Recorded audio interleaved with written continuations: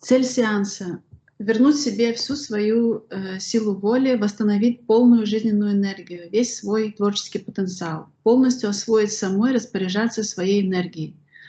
Четко видеть все ситуации, когда кто-то пытается забрать или питаться моей энергией, обнаружить все зацепки во мне, на которые эти ситуации притягивались. Четко видеть все манипуляции и сразу же их пресекать.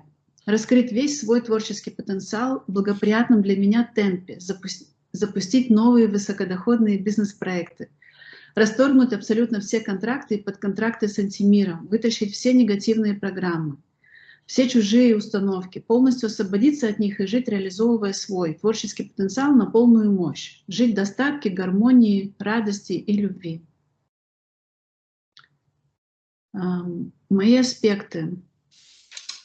Первый аспект, вот это та самая ситуация, с которой пошел такой посыл, что нужно отработать. Я увидела, раньше не замечала, но вот увидела очень ярко.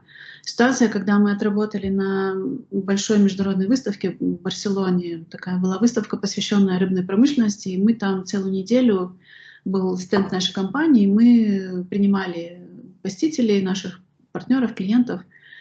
И я отработала как бы от и до, то есть я заранее приезжала, пока он строился и так далее, то есть и прямо вот с утра до вечера очень устала, отработала, выложилась по полной, очень устала, и потом взяла небольшой отпуск. И вот в отпуске моя Лена подметила, что как только я садилась покушать, значит, звонил телефон, по работе мне звонил Юрий, мы разговаривали, решали вопросы, я выслушивала какие-то там жалобы на проблемные ситуации. И, в общем, моя еда все время остывала. Это происходило как бы и раньше, но вот в последнее время я заметила, что как только я сажусь перекусить или поесть, то есть мне именно он звонит, и я с ним все время как бы вот разговаривая не могу поесть. Поэтому вот так. В итоге вот недавно ситуация была, что мы были дома, я снова, да, приготовила себе поесть, и все так накрыла вкусно. Сейчас думаю, вот сяду, подкреплюсь. И мне звонит Юрий, и там мы зависаем на этом разговоре несколько, достаточно долго, там минут 20 или даже полчаса. То есть и я вместо того, чтобы сказать ему, что давай перезвоню, я сейчас не могу говорить, то есть я уставшая, голодная, все равно продолжаю с ним разговаривать. В итоге я очень почувствовала себя плохо после этого обеда. Я поняла, что я отравилась на следующий день, то есть мне было очень плохо. Я не могла встать с постели, 2 дня как бы пролежала вот пластом просто. Я думаю, что я даже отравилась. Вот, поэтому я, возвращаясь в ту ситуацию, хочу отменить свое решение продолжить разговор и отменить свое решение, побояться сказать, что я перезвоню, да, и вернуться, как бы съесть спокойно свой обед. Отменяю свое решение позволить Юрию забрать мою энергию, забрать у меня питание. Я умею вовремя сказать «нет», я умею отказаться и поставить личные границы. Я меняю свое отношение к себе, забочусь о себе, о своем благополучии и здоровье. И потом вот после этого еще одна такая похожая ситуация, но это прям просто уже мне такая картина маслом, прям вот я даже сама удивилась, насколько, видимо, уже нужно было обратить на это внимание, и поэтому пришла такая ситуация, когда, я просто очень четко вот увидела опять подтверждение того, что у меня, или я позволяю кому-то питаться моей энергией. Это в офисе тоже. Я села на кухне съесть свой ланч, хотела воспользоваться паузой между интенсивными обсуждениями разных вопросов, разгрузить мозги, напитать тело, разум. Но Юрий постоянно заходил на кухню. У нас такая небольшая кухня, там дверь закрывалась, но он постоянно заходил, открывал дверь, что-то у меня спрашивал, спросит, уйдет. Опять зайдет, спросит, опять уйдет. В общем, и я сказала ему, вот уже после того первого случая, что я все, извини, я не могу, мне неудобно отвечать, я кушаю, то есть у меня полный рот. но он все равно не услышал, и потом даже в какой-то момент взял, уселся прям со мной вот сбоку, стул пододвинул, сбоку уселся. Между нами, грубо говоря, даже не было расстояния. То есть я держу вилку, а он как бы мне этот телефон тычет и что-то мне в нем показывает. Ну, в общем, было такое чувство нехорошее, что он буквально ест мою еду, я остаюсь без питания. Я отказываюсь от своего решения позволить ему так себя вести, отказываюсь от своего решения отдавать ему свое питание, свою энергию. Отныне я ставлю личные границы во время приема пищи, спокойно кушаю, сохраняю, увеличиваю свою энергию и напитываюсь новой энергией, жизни, любви, гармонии для собственного развития и роста в бизнесе и в личной жизни. Еще ситуация тоже очень ярко вспомнилась. Значит, в детстве моя бабушка со стороны отца, которую звали Таисия, очень часто сравнивала меня с внучкой соседки. Там тоже девочка такая моего примерно возраста, она приезжала на лето к своей бабушке, то есть бабушки были соседками. И моя бабушка постоянно говорила: вот посмотри, какая Любаша хорошая девочка, помогает бабушке, убирается, моет полы, вытряхивает половики и так далее. Почему-то на бабушку вот это вытряхивание половиков произвело такое впечатление неизгладимое, что она все время мне говорила: вот посмотри, что как она хорошо трясет, у нее, мол, пыль по всему двору стоит. А я просто, ну, такой, я нормальный ребенок, то есть меня что просили, я все делала, какие задания давали, я все выполняла и как бы работала. Ну, понятно, что когда ты, ну, я подросток, то есть, конечно, хотелось там поиграть, погулять, но все, что мне надо, все, что мне давали, какие задания работы, я все делала. И мне очень не нравилось то, что бабушка сравнивала меня, это было очень несправедливо с ее стороны. Вот, поэтому я отказываюсь принимать программу бабушки и сравнивать себя с другими женщинами на предмет красоты, физической формы, умения управляться с делами и так далее. Я отказываюсь сравнивать себя с другими женщинами в целом. Я стираю эту программу сравнения себя с другими людьми и своего пространства. Я уникальна, знаю себе свою цену, и я уверена в своих способностях и умениях. Я полноценна. Я люблю и принимаю себя такой, какая я есть. Дальше ситуация с отцом. Значит, в детстве очень часто отец, зовут его Борис, делал замечания и говорил, когда я выходила, ну, когда он видел, что я вышла из своей комнаты в гостиную, чтобы просто побыть с ним или там пообщаться с родителями, он мне часто говорил: иди займись делом. То есть вот беспричинно просто иди займись делом, иди почитай книжку, иди займись чем-то полезным. Ну, у меня всегда были сделаны уроки, то есть я читала книжки, поэтому мне эти его замечания меня вводили в ступор. То есть я не понимала, что еще я могла сделать. Но это я чувствовала такое отторжение от него. То есть он отторгал как бы, чтобы только я ушла из глаз долой, так сказать. Вот. Поэтому хочу отменить и отменяю свое решение позволить негативной программе отца внедриться в мое пространство. Я отказываюсь поверить в то, что я должна все время перевыполнять какой-то план, что я не могу расслабиться, когда я хочу отдохнуть. Я отказываюсь испытывать тревогу, когда отдыхаю. Есть у меня такое, то есть я поймала, что даже когда я отдыхаю, я невольно, то есть у меня такой в голове список, что надо сделать, и начинается такая нервная, ну, тревога внутри появляется, что как будто бы вот я сейчас вот сижу и вроде как баклуши бью, ленюсь, ничего не делаю. Хотя до этого переделала массу дел, и, в общем, мне действительно надо сесть и отдохнуть. Так вот, я отказываюсь испытывать тревогу, когда я отдыхаю, я убираю эту программу из своего личного пространства. Отныне, когда я отдыхаю полноценно и спокойно. В моем теле нет напряжения и тревоги, что я что-то упускаю или не делаю ничего. Хочу убрать беспричинный страх высоты. Хочу быть храброй и смелой, отправляться в походы, в горы и, будучи на высоте, любоваться природой, быть свободной от предубеждений и страхов, быть уверенной в силах собственного организма и тела. Когда дышала, тут недавно вспомнилась ситуация. Вот у меня не было это написано, когда я первый раз Вике отправляла вот эту анкету, но потом вот всплыла ситуация, я увидела тоже, как один мужчина поднимал своего ребенка на плечи, и мне прям вспомнилась моя ситуация тоже в детстве, когда Родители пошли за грибами вместе с родителями отца, то есть бабушкой и дедушкой. Отец оставил как бы машину вроде как около дороги недалеко, а надо было идти в лес, и там какое-то расстояние надо было пройти. И мы шли.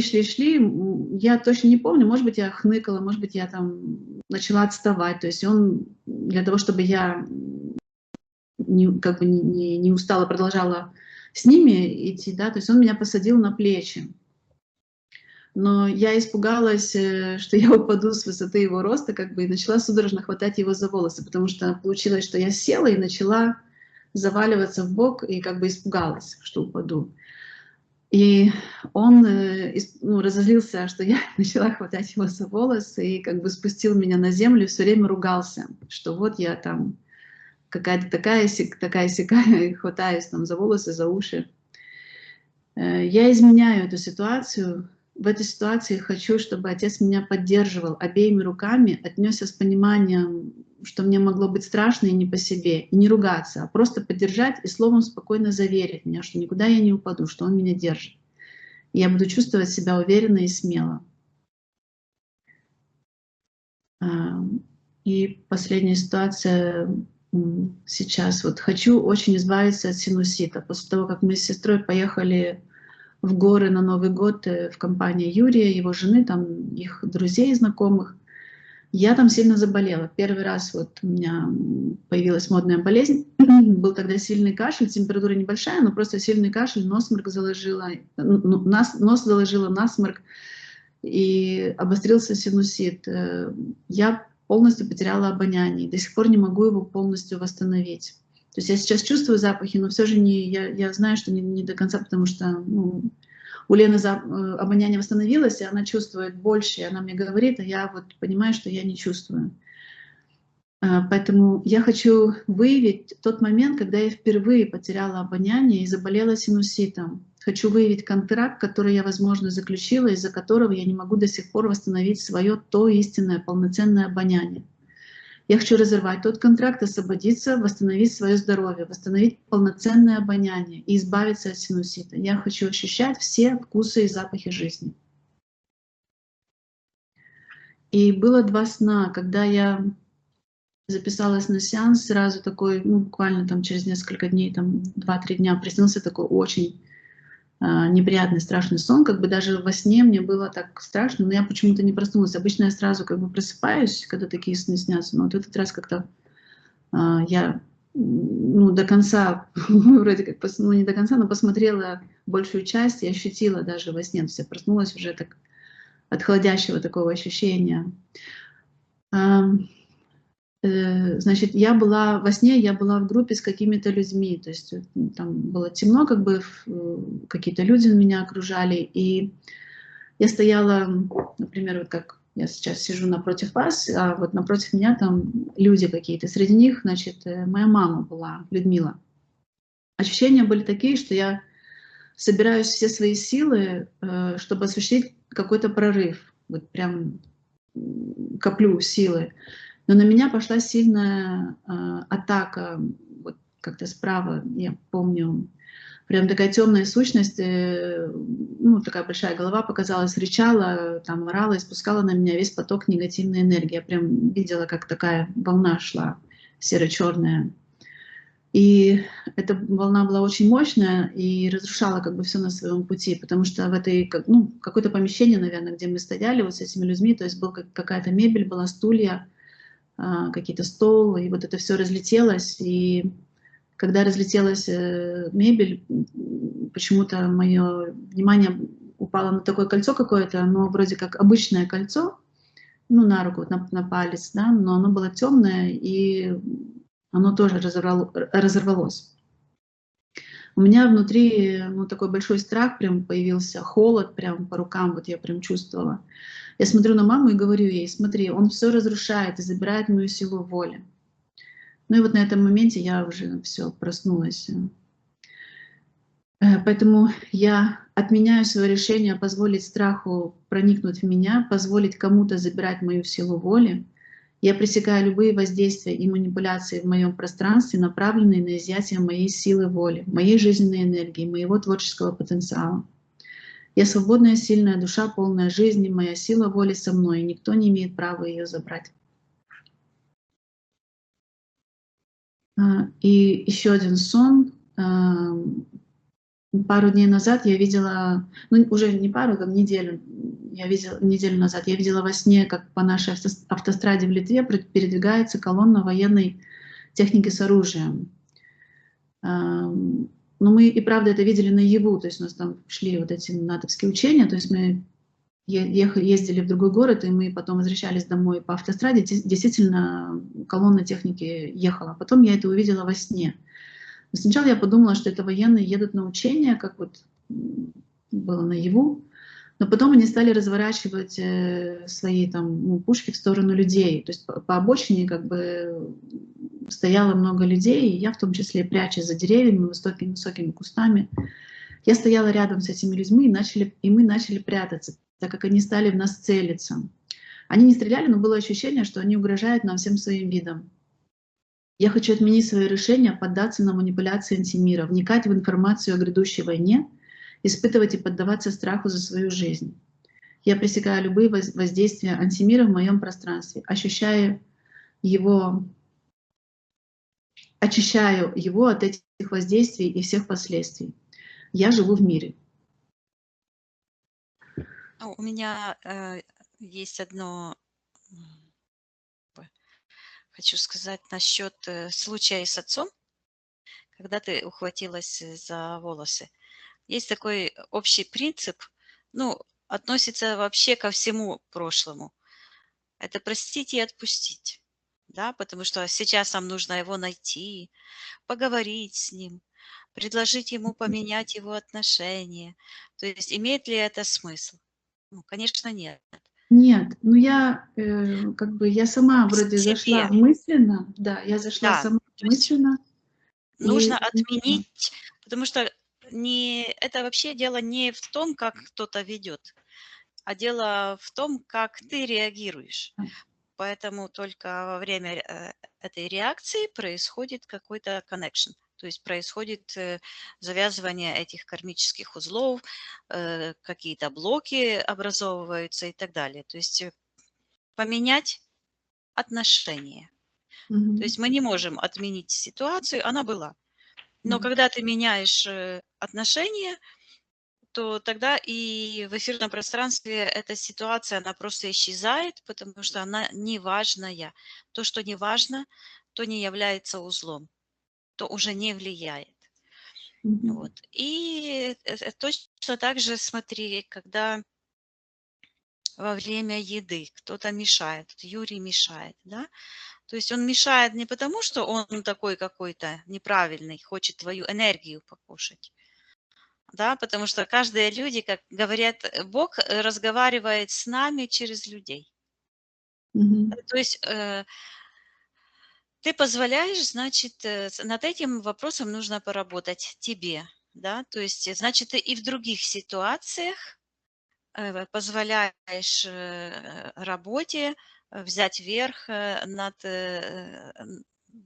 твоими интересами личными и так далее. То есть он притягивается на твой внутренний блок.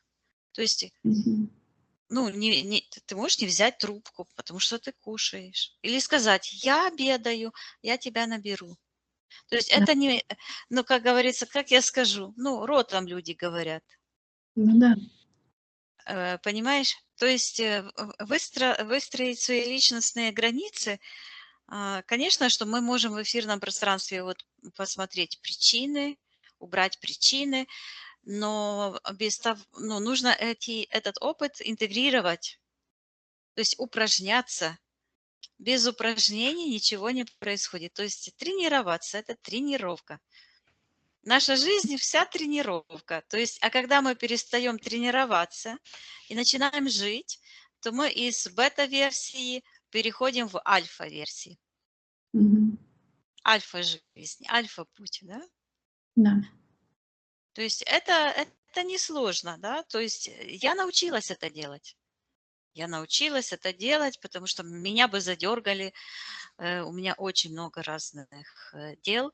Ну, у меня все по полочкам, да? То есть я тоже прорабатываю вот это, тоже обнаружила в себе вот это, этот блок не разрешать себе жить легко. Мгм. Вот на той неделе мы с Марком пошли на день рождения к моей подруге. Был прекрасный, красивый ресторан, была хорошая компания, прекрасная музыка.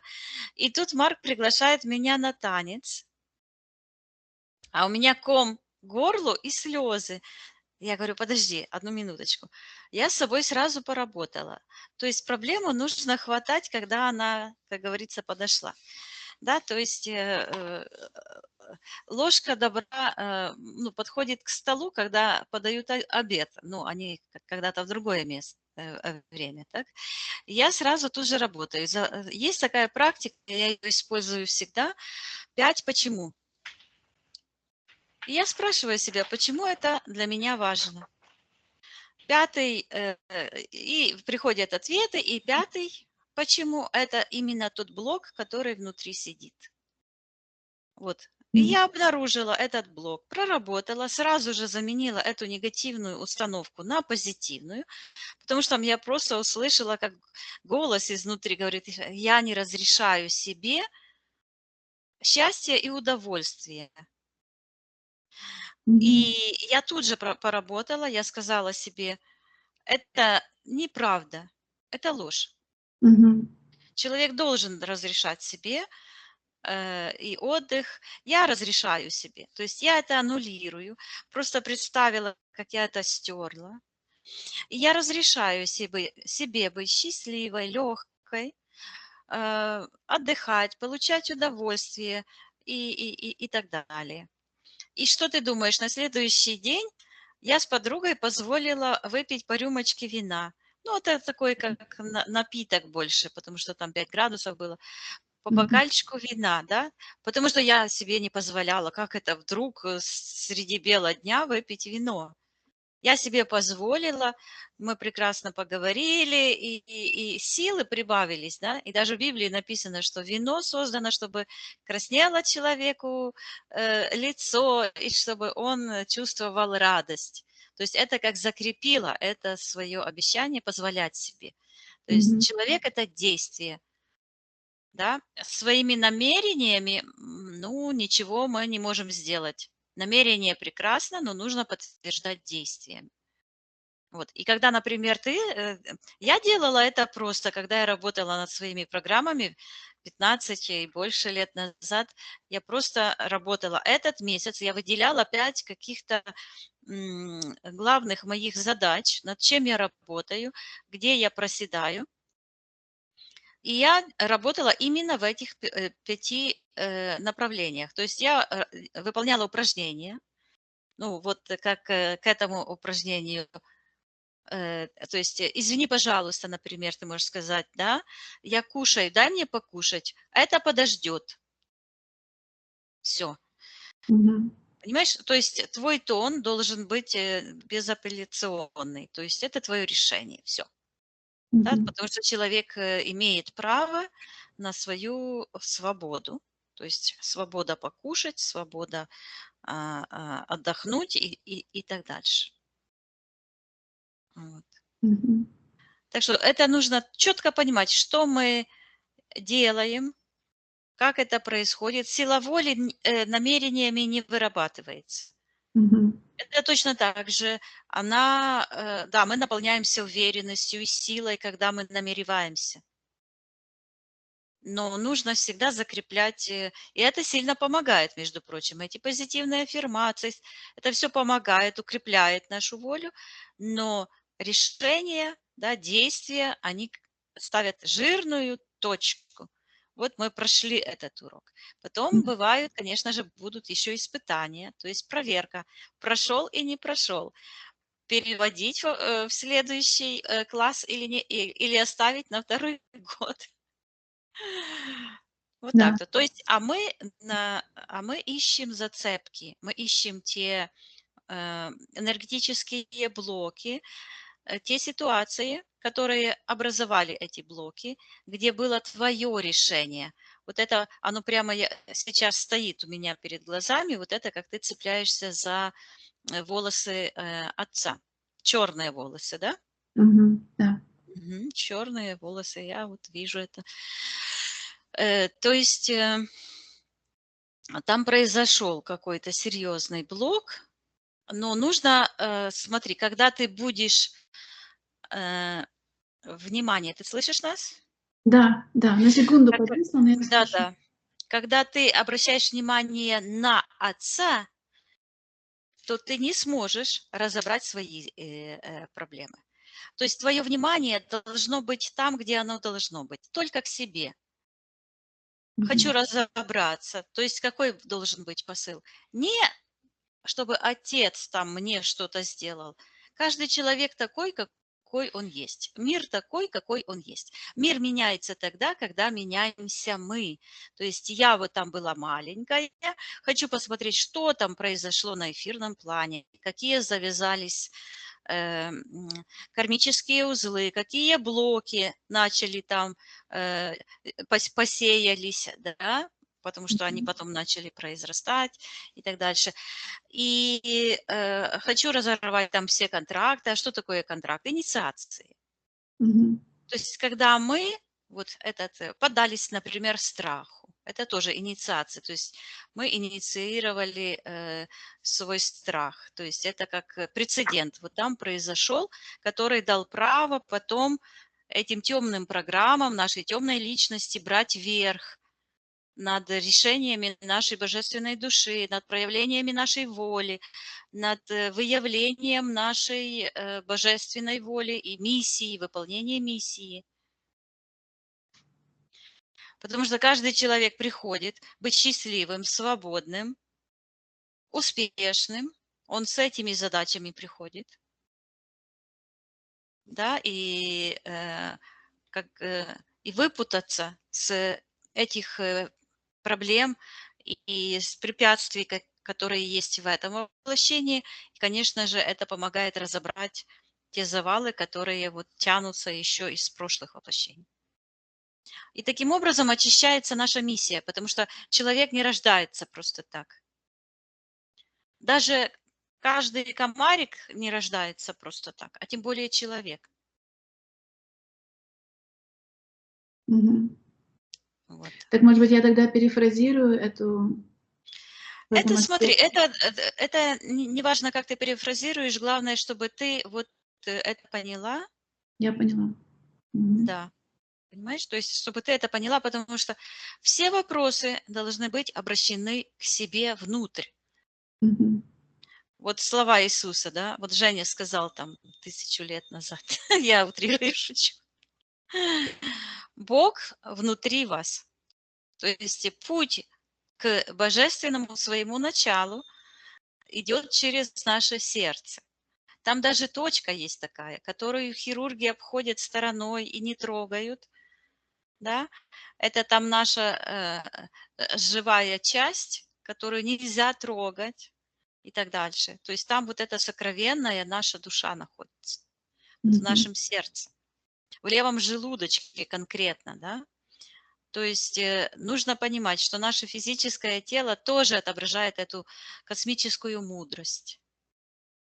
И если мы начинаем осознавать, что наше тело, наши действия, наши решения– это часть вообще космического процесса, тогда мы начинаем себя беречь, Мгм. начинаем себя любить. Мы не чувствуем себя соринкой, потерянной где-то в космосе. Мы чувствуем себя важной частью. Да. А так и есть. То есть каждое наше слово, каждое решение, все эти встречи. Смотри, как о тебе заботится Вселенная. Этого Юру подослала даже, чтобы он там посидел возле тебя.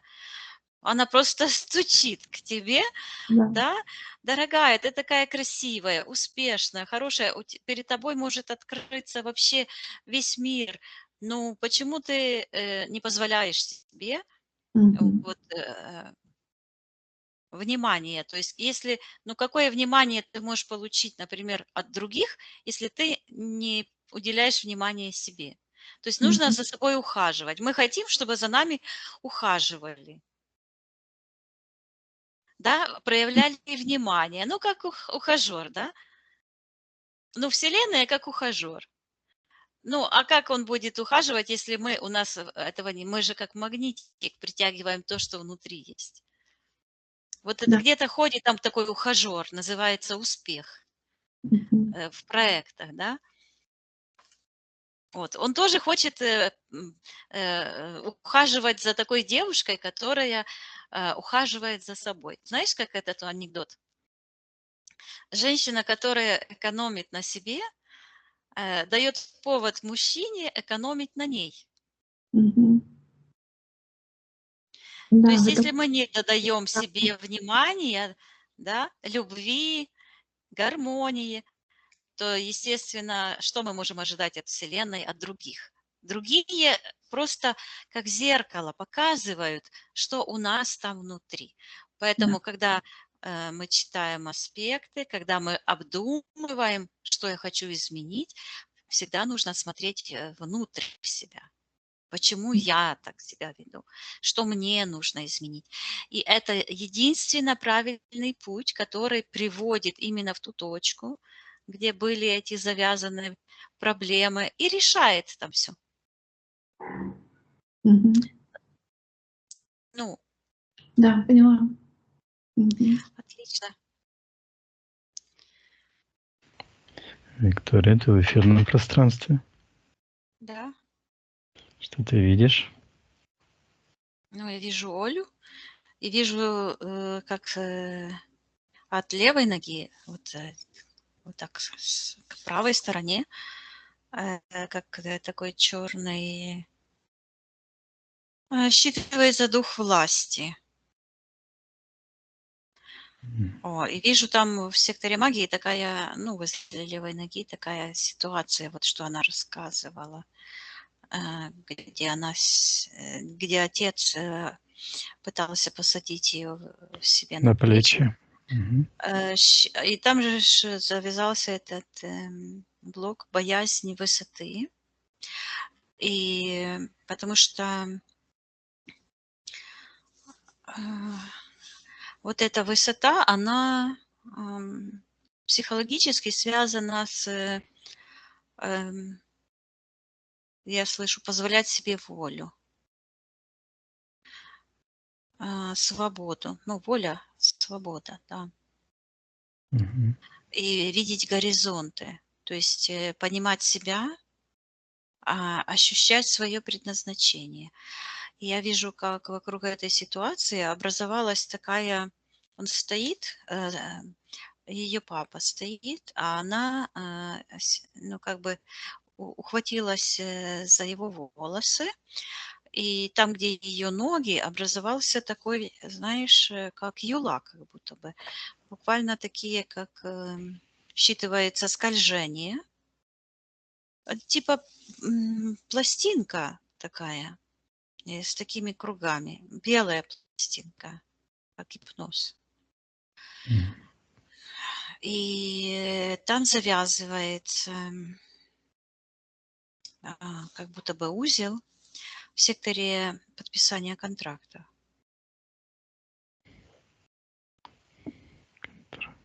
Мгм. А она такая большая, стоит сверху и на это все смотрит. Сейчас это все начинает уменьшаться вот через осознание ее. То Мгм. есть осознает человек, вот она осознает, что произошло, и оно уменьшается. Мгм. Хорошо, Виктория, отсоединись от этой ситуации. Мгм. На счет 3 найди в эфирном пространстве эфирное тело Оли. 1, 2, 3. Оля. Да, я ее вижу, и я вижу, что эта ситуация образовала портал в ее пространстве. Он вот здесь находится. И вот так входит буквально. И как черная рука, тоненькая такая, ухватила ее за шею. М. Ухватила за шею, потом как будто бы берет черной энергией, тляпает по уху, в ухо, не слышит себя. Ам, Мгм. И что-то как в носу образуются две воронки такие. Тоже как будто бы свернулись эти пластинки с такими кругами. И так в носу, и так вот сюда, Мгм. в нос. Вот эта причина тоже, вот где потерять обоняние, то есть Мгм. Синусит. ну, синусит это как бы тоже на физике нужно проработать. Я могу подсказать, как Мгм. убрать его. Хорошо, Виктория, давай читай эфирное ДНК Оли, она ли это? Да, вот мы поговорили про синусит, и я сразу как бы здесь застряла. Мгм. Вот. Отсоединись, Виктория, от этого вопроса. Да. Мгм. Вернись к Оле. Мгм. Читай эфирное ДНК, она ли это? Да, это она. Но что интересно, я вижу у нее на глазах вот эти импланты, как приклеенные ресницы. Ну, не сильно плотно они приклеенные. Ам, И Мгм. вот так вот такие тянутся, такие как паутинки в сектор интерферента. Да, это мы это называем фашизм, или по-другому оно еще звучит у меня здесь как пренебрежение к себе. Мгм. Да, да, потому что фашизм, да, пренебрежение, он имеет одну причину, то есть это а, вот внутреннее пренебрежение к себе, которое в результате вот у некоторых, то есть там как бы два пути развития идет этого. Одни позволяют себя гнобить, а другие как бы становятся фашистами, гнобят других. Мгм. Да. Хорошо, Виктория, спроси у Оли, разрешает ли она потрудиться с ней для нее. Она говорит, что она разрешает и показывает, что вот эти ресницы, она не может сквозь них смотреть. Она мне говорит, показывает, что вот здесь у нее, ну, как у всех людей, на уровне вытянутой руки находится объект формирования будущего. То есть внимание должно быть там, сосредоточено вот здесь. Это сила визуализации, ментальное планирование, я слышу. Вот оно здесь находится, ментальное планирование, вот этот внутренний экран. Эм, А эти ресницы, как паутина такая, они вот и такие прочные, так вот тянутся туда, вниз, и она как бы не может посмотреть сквозь это. Мгм. Так. И так интересно, когда я приближаюсь и смотрю, то они просто, я вижу чик-чик-чик, вот такие события, которые каждую эту, они как тросы, которые держат мосты. Вот, Мгм. прицепляются. Там такие прям механизмы есть, то есть это взаимодействие. Мгм. Да, интересная аналогия. Давай, Виктория, посмотрим, когда эти ресницы появились у Оли впервые в этом А ее мы спросили воплощении. ее, она дает Да, разрешение? да, Мгм. мы спросили, она согласилась. Мгм. Хорошо. Найди тот момент, когда у Оли появились эти ресницы впервые в ее воплощении, когда это произошло.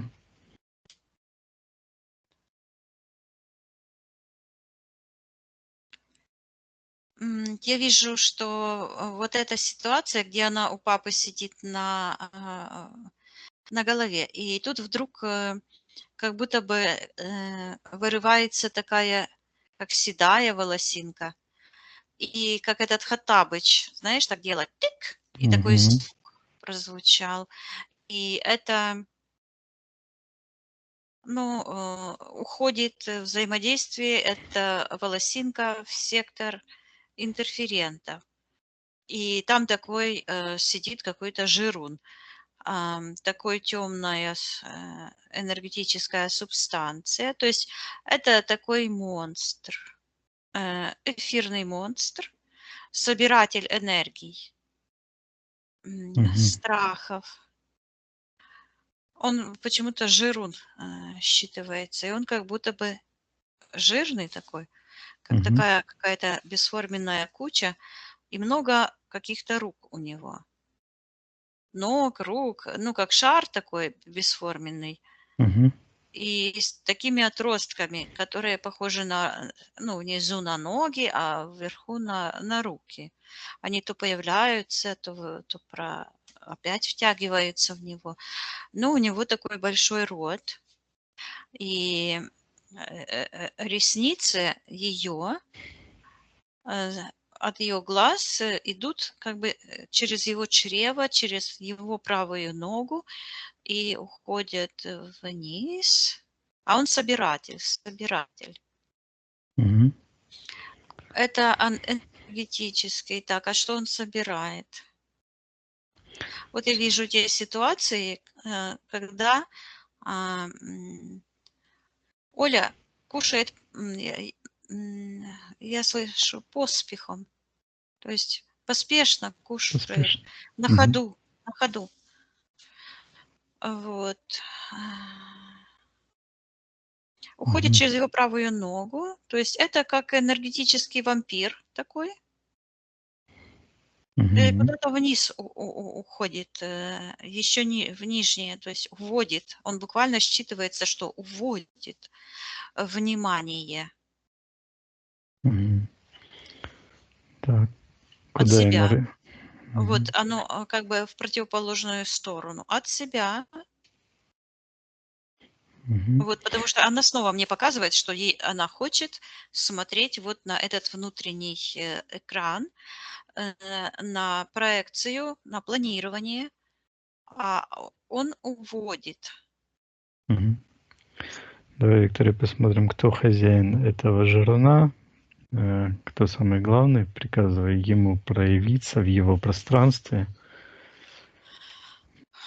Вижу такая сущность, которая идет как солдат, и сразу этот сон с этими танками, Мгм. которые направили пушки на людей. Вот это отсюда оно пришло. Как маршируют солдаты, как будто бы, и глаз там появляется такой. Мгм.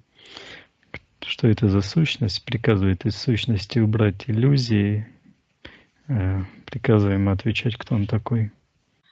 Оно такое, как будто бы топает ногами так громко, но когда я присмотрелась, оно такое, как болото какое-то, стекает. Вот этот типа солдат такой, как Мгм. монстр, который как-то обтекает. Это тоже энергетическая субстанция. Это как, я слышу, духовный блуд. Мгм. Как заблудиться. Вот это типа как водяной, который затягивает болото. И это как программы такие, энергии. Они Мгм. находятся в общем космическом пространстве, ну, в нашем человеческом сознании, в общем, да, и притягивают как бы похожие такие же энергии от других людей и укрепляются поэтому.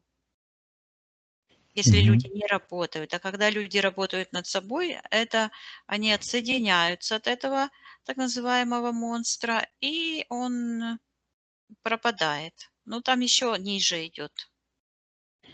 Мгм. Кто ниже хозяина этого солдата, приказывая им проявиться в его Там пространстве. какое-то пространство, которое заперто на затвор. Затвор. Мгм. Я слышу, как там дверь закрыта, такое темное пространство. О, это то, что говорят этот пекло, да? Мгм. Ад. Там как Да. черти танцуют, такие энергии. Они считываются так, уходящие прочь. Это, я слышу, космические пришельцы. Мгм. Так, и кто, куда конечный пользователь энергии, которая утекает от Ольги, кто там хозяин пространства? Вижу, там внизу сидит такой колдун. Шапка у него такая. Почему-то он в секторе интерферентов сидит.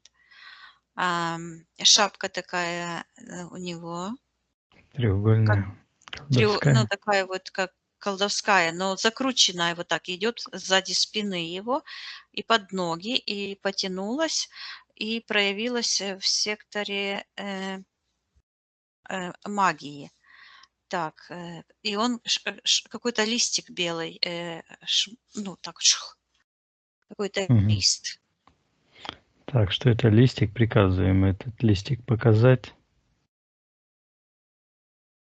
Я слышу отцовские приказания, приказы.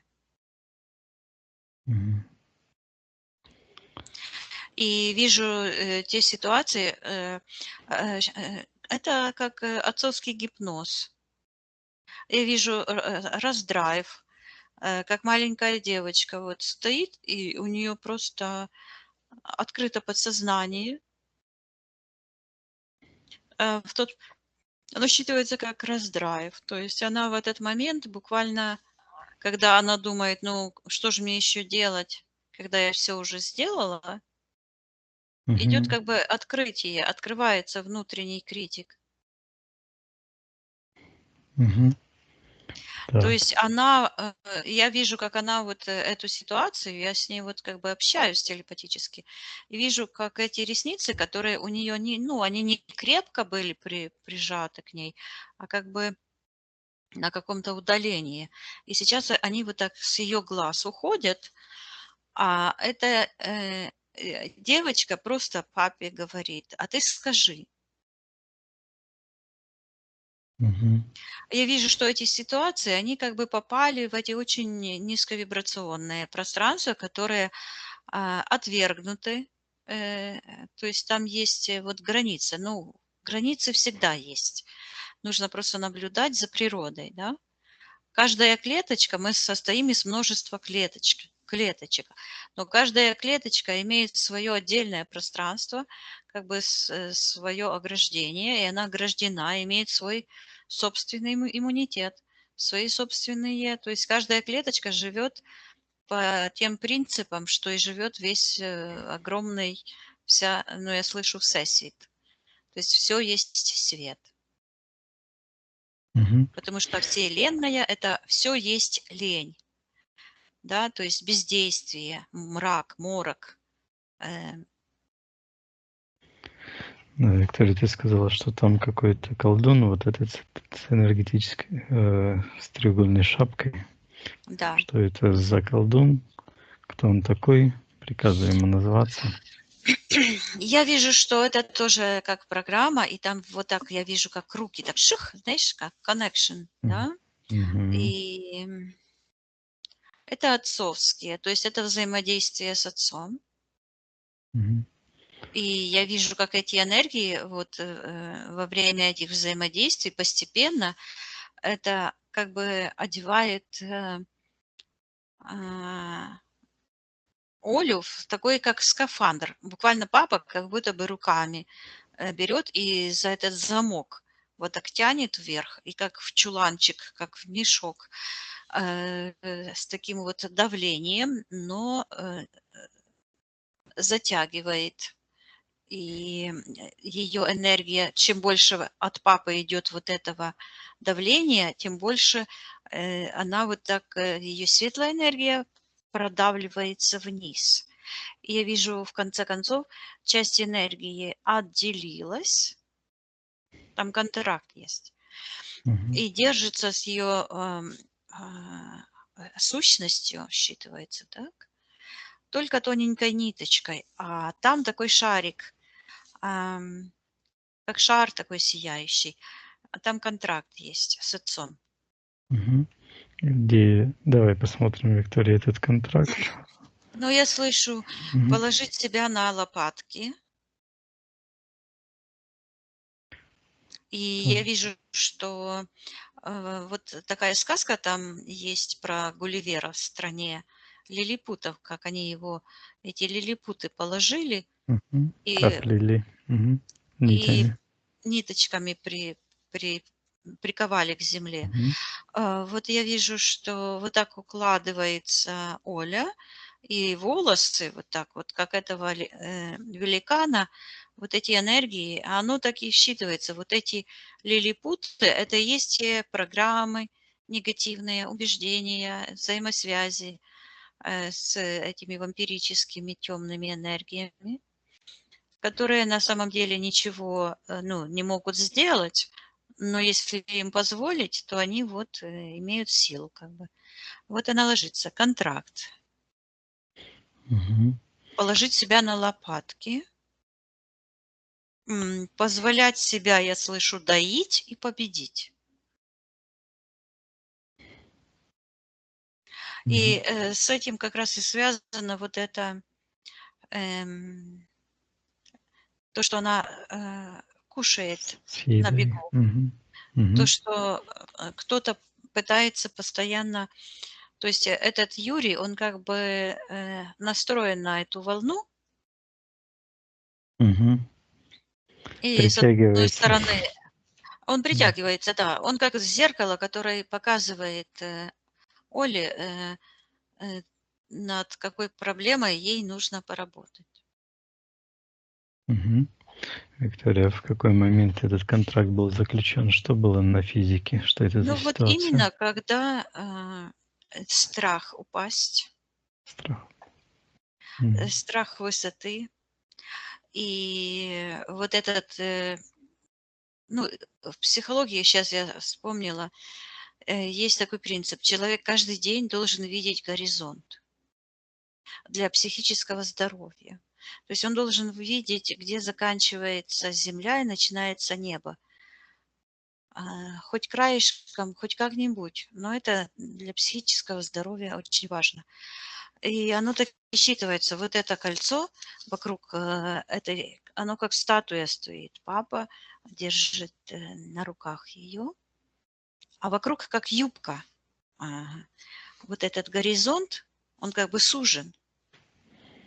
И он Мгм. находится не в ее вот этом пространстве, я слышу, межличностные отношения. Оно повлияло вот это на межличностные отношения. И я вижу, что вот этот внутренний экран, который находится как пункт планирования, это межличностный как раз эм, психосоматический, знаешь, этот объект Мгм. взаимодействия с другими людьми. И там именно есть как способность увидеть горизонт целиком своим пониманием, то есть увидеть свои перспективы, оценить возможности, про свои шаги. Это там все формируется. Мгм. Вот. Получается, что вот эта способность это все сделать перенесено в эту ситуацию, и оно находится по отношению к ней в секторе магии, то есть оказывает на нее магическое воздействие, Мгм. Кто это заставляет сектор? действовать по плану этой программы, выключает Мгм. волю, Кто, анализ, кто в секторе магии находится, приказываем ему проявиться. Борис. Мгм. Приказываем отвечать, что он делает в пространстве Оли. Он говорит казню. Что это значит? Он что-то написал такой черной ручкой, и то, что он написал, оно превратилось в такую же, вот это я четко увидела, как она э, погружалась вниз, а потом отделилась ее часть и начала держаться на такой тоненькой ниточке. Когда он написал, точно такой же отделился такой же черный комок, который поднялся к ее будущему, в сектор будущего, и на такой тоненькой, только уже черной ниточке. То есть всегда есть вот это равновесие. Мгм. Так, что это за воздействие его было с его стороны на физике? А я вижу, как он нервно сбрасывает ее из шеи, орет на нее, И в этот момент, когда он ее поставил на землю, у нее на ножках образовались такие, как сапожки черные. Он как будто ее вот так втыкнул, водрузил в это болото, откуда этот вот там энергетический монстр, там один и второй, это туда, вот так вот просто ее воткнул туда. И в этот момент она, я вижу, плачет, и слезки, ресницы длинные, черненькие, красивые, и они так помокрели. Она ручками протирает, и я вижу, как энергетически вот эта обида и это все прорастают эти ресницы. Они сверху черные, а внутри белые. Вот этот белый цвет — гипноз. Этот черный, смотри, сейчас вообще как-то по-другому это. Как будто бы не гипноз, а взаимодействие получается так. Эта черная энергия, она заставляет этот свет, ее внутренний, подчиняться. И вот как она оделась в скафандр, точно так же эти ниточки одевают ее свет, ее лучики в эту черную, в это одеяло черное. Интересно. Виктория спросила Оля, почему она испытала страх, почему она не смогла сидеть ровно у отца на плечах, чего она испугалась, что произошло. Очень интересно. В тот момент, когда папа ее садит, кто-то сидит и вот так пальцем ее как бы призывает и хлопает по земле, призывает посмотреть туда. Что это за Какой-то сущность? проказник. Я вижу, что это Показывает. Это серый, маленький серый, большая голова, руки длинные, ноги. Пришелец вот этот. Что Биоробот. происходит между Олей и этим пришельцем?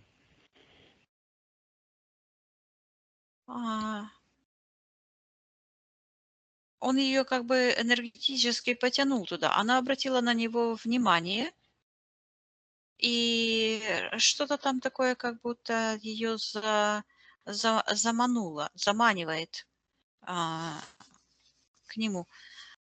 А он так, знаешь, как это, как играет с ней, как будто бы какую-то вот это золотистого цвета, такая же по форме, как бляшка какая-то круглая, и он отдаляется, а она как бы вниманием следит за ним, а он как бы ее заманивает. Он ее заманивает, и там как колышек забивает. И стоит с блокнотиком, записывает задания, говорит, своих господ. И в этот момент за его спиной появляются вот эти господа, вот эти, что ногами там тупали, энергетические монстры. Это энергетические субстанции, созданные воображением и энергиями людей. Виктория, посмотри, чем именно заманивает этой серой Олю, что это у нее было там? Так, сейчас оно что-то блестит, считывается замануха. Так, сейчас я у Оли спрошу. Спроси. Она рукой тянется, и я ее спросила, что там, а она так рукой потянулась и говорит, там мое сознание. Я спрашиваю, какое сознание? Она говорит, из прошлого воплощения. Мой предыдущий контракт. Хорошо. Попроси у Оли показать этот предыдущий контракт, когда это она его заключила.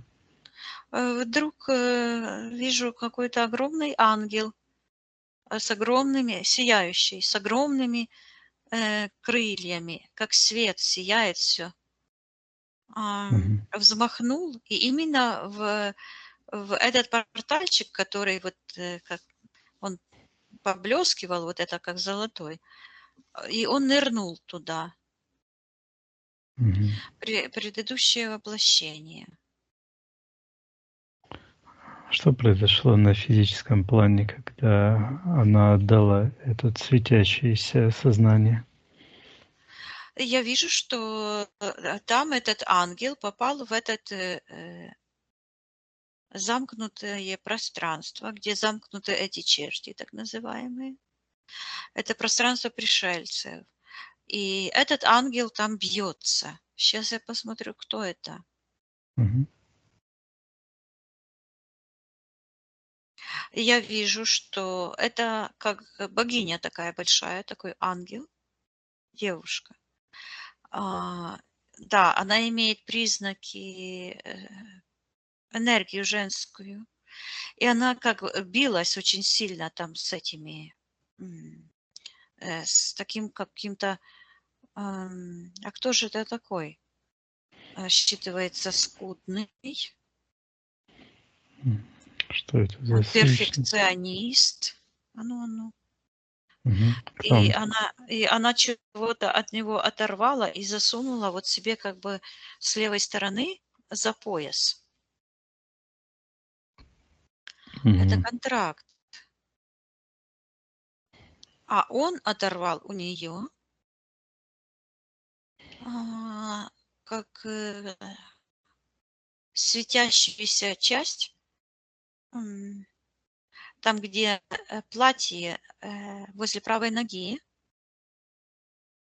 то ли правую ее ногу кусок, то М. ли платье этого. То есть вот там, потому что оно все сияет, Мгм. а, и он ухватил. И когда он это у нее как бы откусил, ухватил, оно буквально как будто бы откусил, Мгм. то она очень сильно в этот момент растерялась. Она почувствовала такое, как замешательство, такое же, как вот там, когда папа Раздрайв. ее, Мгм. да, вот этот раздрайв, это впервые. Спроси у Оли, что произошло, почему она в том пространстве оказалась? Я снова слышу предыдущее воплощение, Мгм. но я не вижу, что это земное воплощение.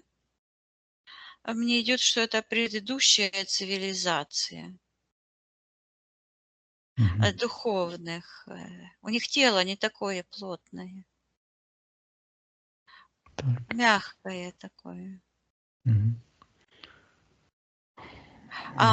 Вот это, знаешь, плазменное тело. Мгм. Плазма. Так. Спроси у Оли, видит ли она, что она потеряла эту частичку ее души? Да, она говорит, что ей нужно было. Спроси, почему ей это было нужно? Она говорит, что он шел следом за ней, и Мгм. она показывает, как этот ангел идет. А там, где женская грудь, как будто бы такая выпуклость. Мгм. Она идет. А он такой маленький, черный, как бы следит за ней, и такой юркий, проныристый, знаешь, но как только она оборачивается, он как бы прячется. Ну, Мгм. по сравнению с ней, как только она посмотрит, он маленький становится. Сейчас, а кто это такой вообще-то? Мгм. Приказывает тому, кто прячется, проявить согласно его эфирной ДНК. Он заговорил как робот, находится в секторе магии. То есть он как бы Мгм. тоже такой, как она. Так, что это за раса? Какая-то лемурийская раса. Мгм. Лемурийцы. Мгм. Вот, и они какие-то другие были. У них Мгм. плазменное тело, плазма. Другой уровень выше физического, да, на котором они Нет, жили. физический самый высокий уровень, Ага. самый плотный и самый совершенный, но он как бы попал в просак. То есть там Мгм. с измерениями, а, именно сила воли там и выбор повлияли. Он как будто бы пошел не в свою ячейку. Его Мгм. начали как бы использовать другие существа с других биосфер. Виктория, начали использовать это кого? Этого пространства или этого черненького? Пространство. Пространство. Понятно. Так, а кто же вот этот робот? Что это за сущность? Сейчас я посмотрю. Он так и называется, лемуриец. Мгм. И он, вот я вижу ее отца, вот и лицо его. Он похож на казаха какого-то или узбека. Мгм. Так. И что это он прячется? Почему? Заговорил отец. Он говорит, что в нем гены этого лемурийца. Мгм. А, То есть этот лемуриец, он какой-то странный.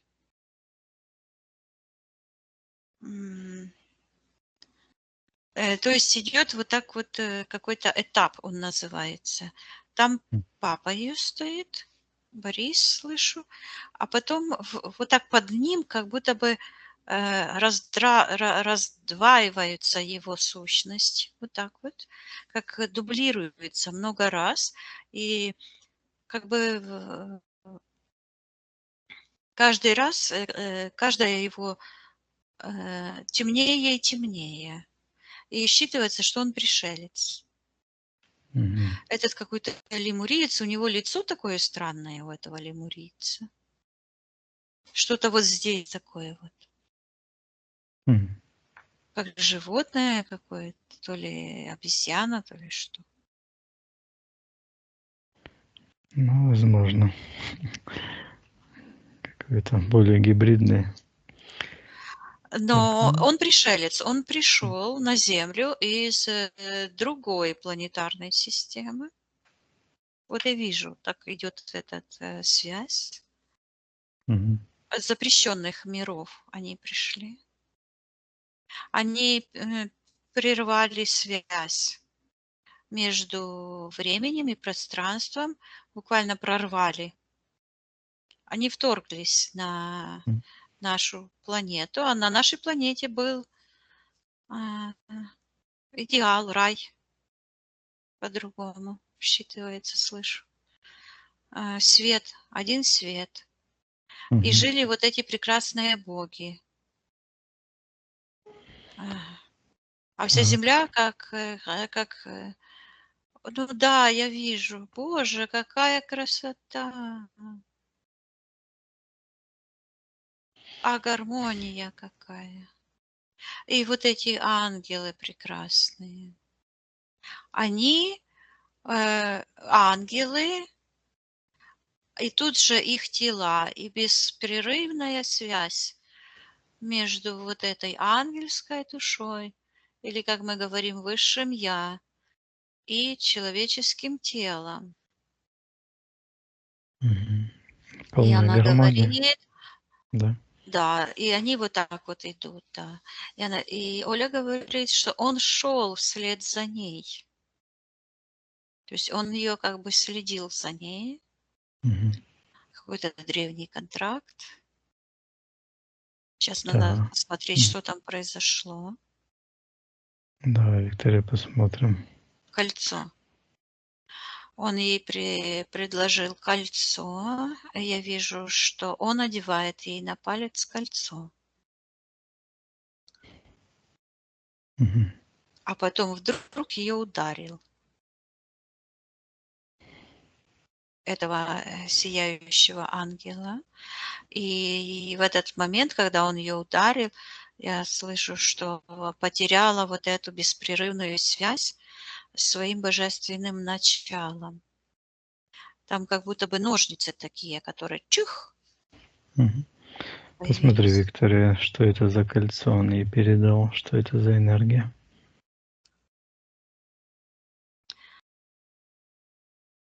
Он ей на палец одел, вот как папа одевал ей этот скафандр.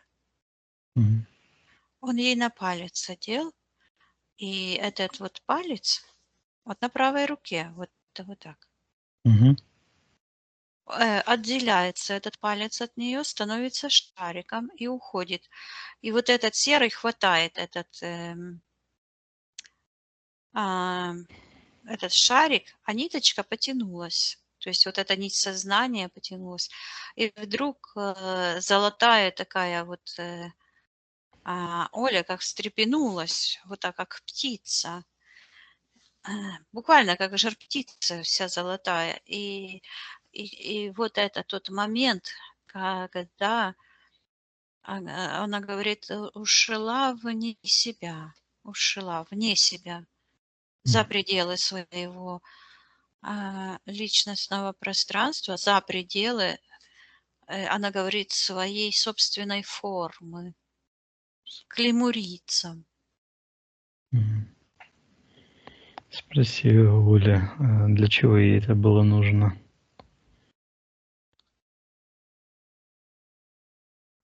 Она говорит, скандал, и показывает то темное пространство, где там такие а, безобразие творится. Ну, как черти как будто бы скачут. Мгм. Она говорит, скандал между мирами, между расой лемурийцев. О, они нехорошие были. М. Мгм. Она Так. говорит, между расой пришельцев, говорит, и мной. Вот эти Мгм. лемурийцы, пришельцы. И Так. она показывает сейчас ее лицо, которое у нее есть. И вот так она показывает и хочет его, показывает, что она хочет его сорвать, содрать вот так. И Мгм. она говорит, что они дали ей свой ген. И вот так вытаскивает вот этот контракт черный из-за пояса. Мгм. Давай, Виктория, посмотрим этот контракт. Пусть Оля его покажет. Мгм. Да, я смотрю, что в этот момент оно считывается как потеряла связь с собой, когда эта сущность оторвала часть ее. Но тут как будто раздваивается, как будто бы сейчас надо посмотреть. Да, и какой-то один, как появился, как китайский глаз такой, и так странно посмотрел, как дракона какого-то. Мгм. Кошачий такой. Он такой, да, вот так вот посмотрел из сектора магии. И ус Мгм. такой у него длинный. Мгм. Кто хозяин? Кто в секторе магии приказываем проявить согласно физической ДНК? Так, платформа. На платформе стоит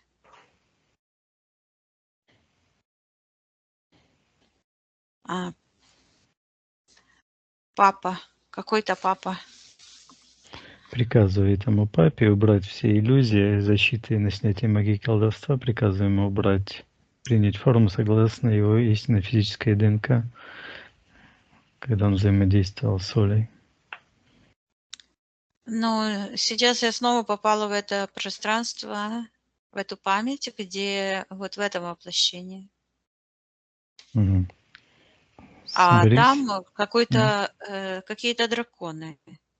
Мгм. Вот если ниже идти, вся человеческая память, она как бы так, как будто бы как гармошку так растянул, и Мгм. каждое ребро — это каждая отдельная какая-то свой пласт. Но все это одно целое.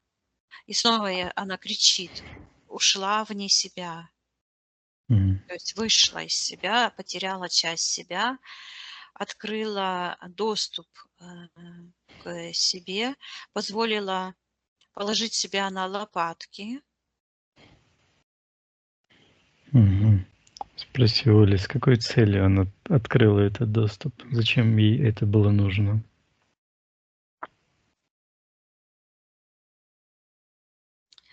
Она говорит: обман, обман.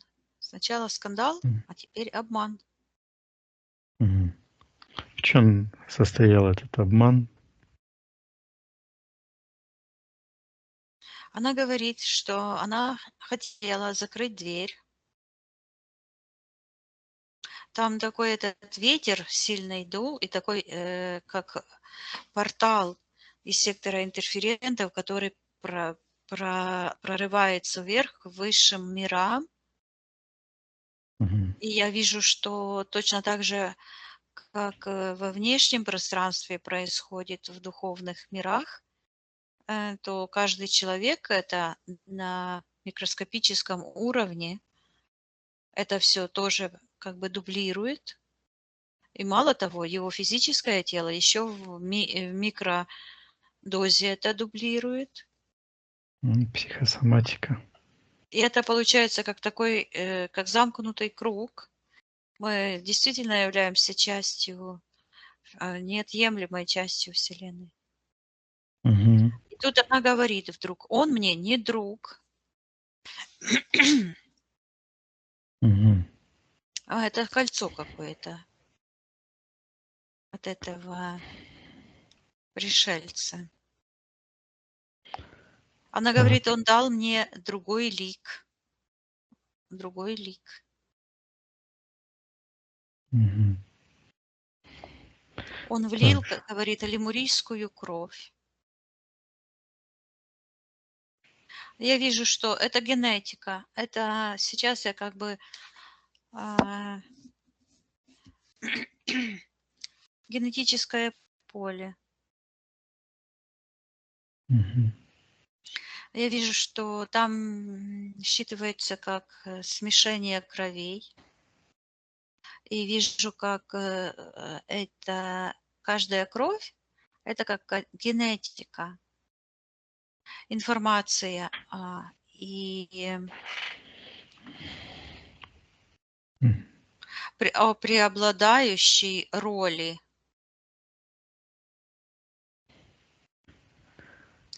Вижу, что ключевой момент идет не, то есть физические признаки, а Пространство. именно духовные, то есть какой энергии подчиняется. И вижу, что ее отец подчинялся вот этим низменным, считывается, инстинктам. Мгм. И это как бы он продемонстрировал своим отношением. Но там что-то как будто бы закрыто. Что-то меня буквально выбрасывает наверх, когда я хочу посмотреть вот этот контракт, когда он, этот Да. лемуриец, кольцо одевает. Что там произошло? Она говорит, Мгм. что она женщина,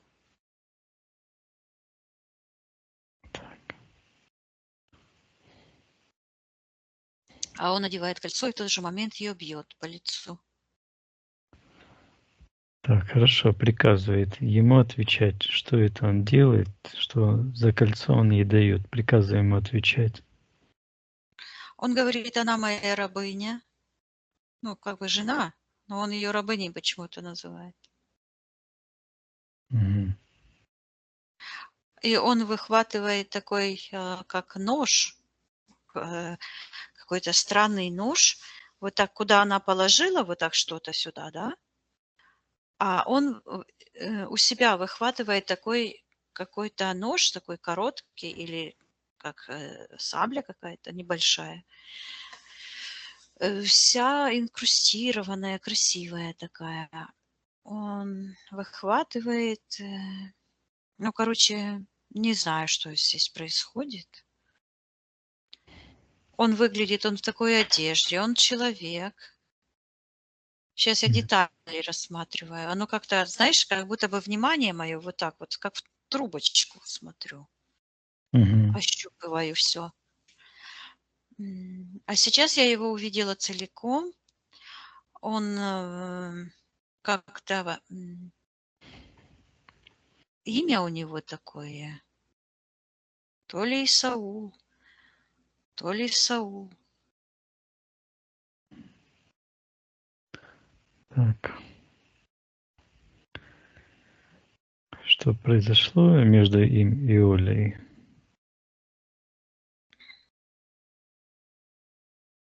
Он говорит, что она его жена.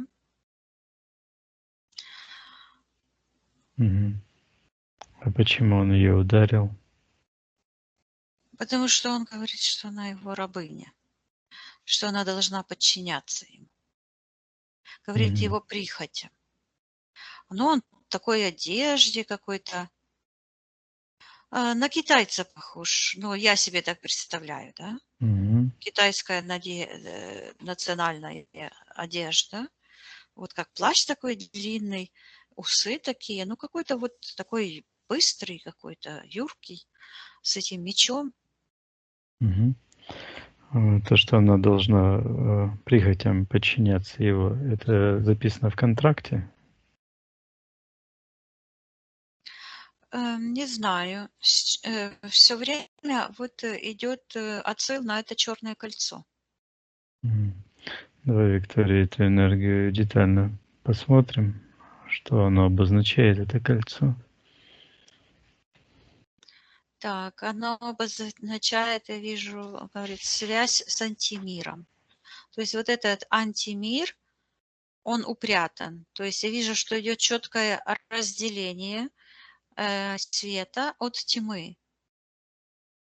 И в это время это кольцо как будто бы вот так разворачивается и отделяется. И она этот палец свой возвращает к себе, и он как будто бы обожжен. Она его вот так дует на него.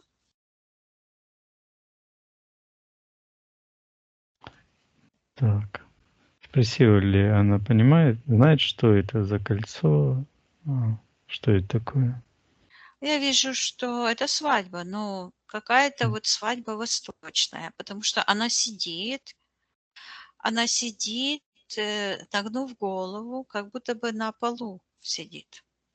Какой-то то ли шатер или ну, какой-то ковер, там много ковров, и она сидит вот так, и одежд много на ней, вот так вот закрывает ее лицо, а он такой смелый, просто заходит в шатер и говорит, что берет ее. Так. Спросила ли, что она, как она Он взял ее реагирует? за руку, и она и как бы повел, а она такими шагами побежала за ним. Он ее просто потащил. Мгм. Спросила ли, почему она позволила ему тащить ее? Она говорит, что он ее муж. Мгм. Зачем она согласилась выходить за него замуж?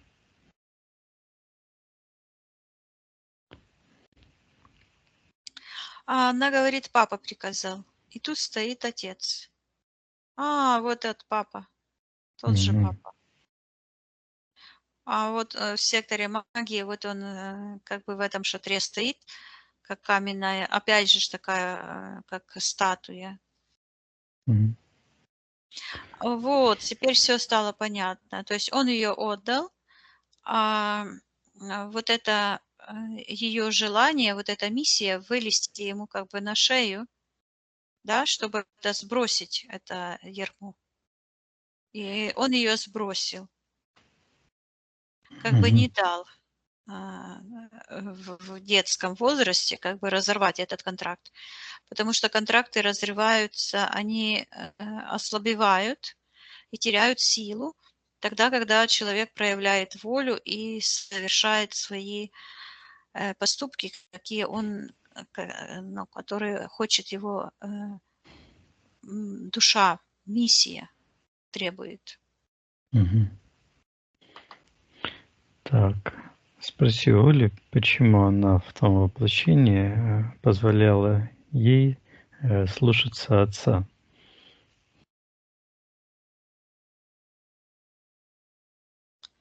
Но это как протокол.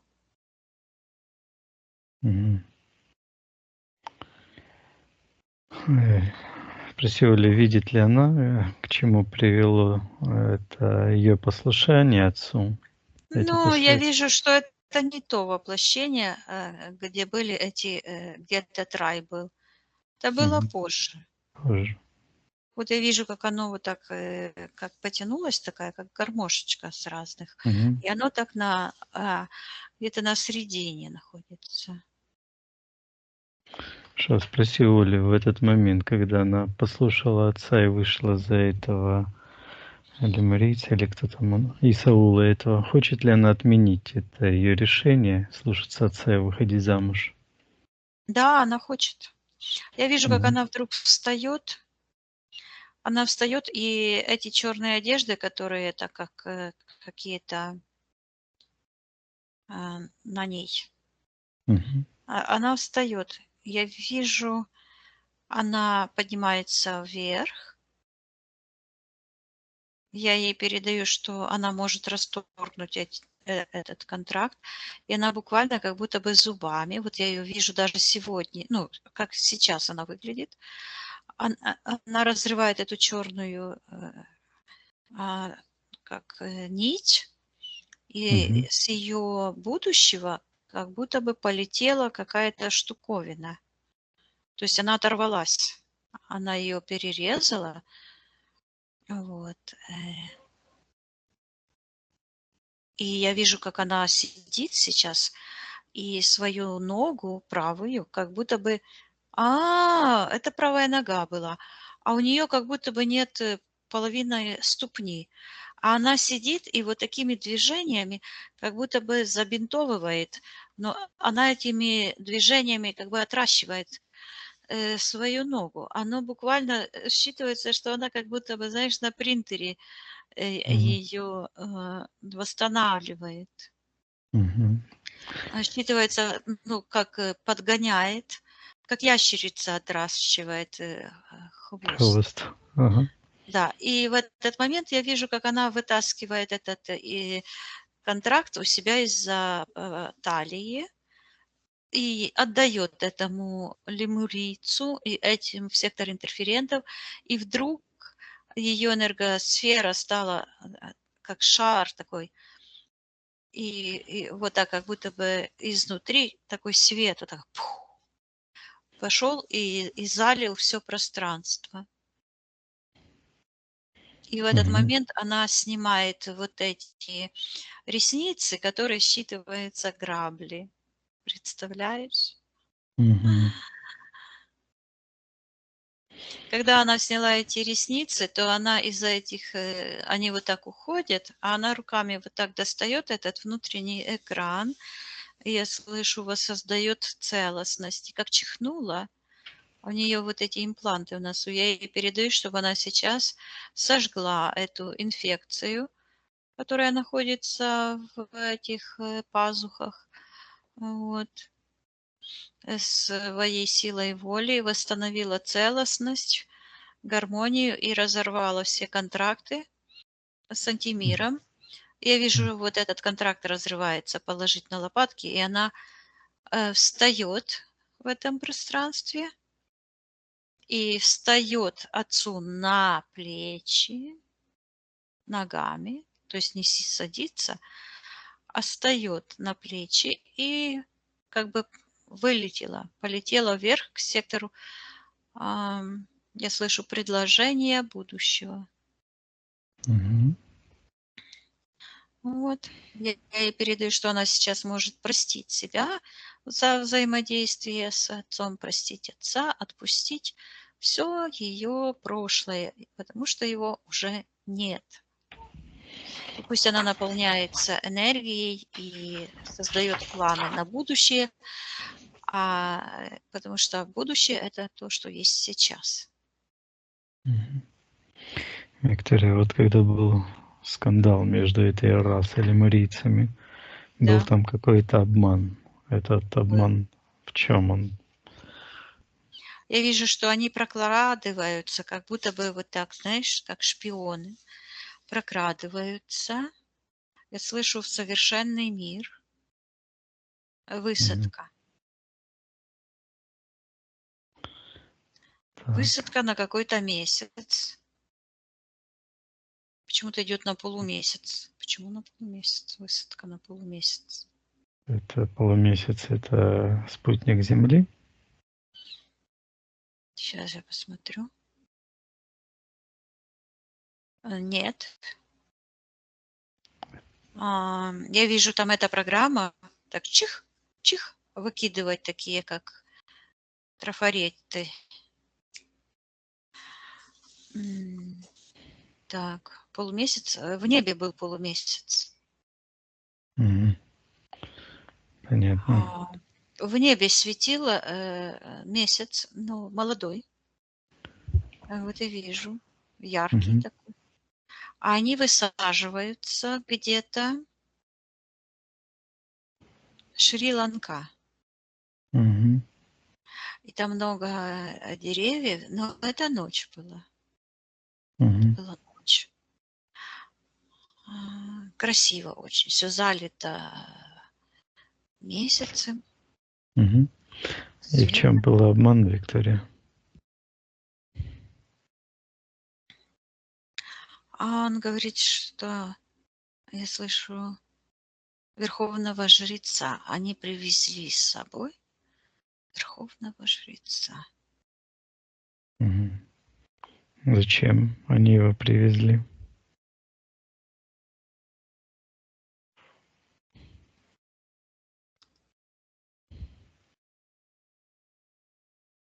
Я вижу, что он садится, чтобы колдовать. Мгм. Он как Так. на трон садится. Мгм. Он как предшественник событиям. Мгм. То есть он Виктория, магией занимается. мгм. А по какому праву они смогли высадиться? Кто мог бы ему в тот момент запретить этим пришельцам эту высадку? Почему они проникли? Да, Слышу почему? договор. Какой-то договор Мгм. о Как-то взаимовыручке. мгм. Оля как-то в этом договоре присутствует?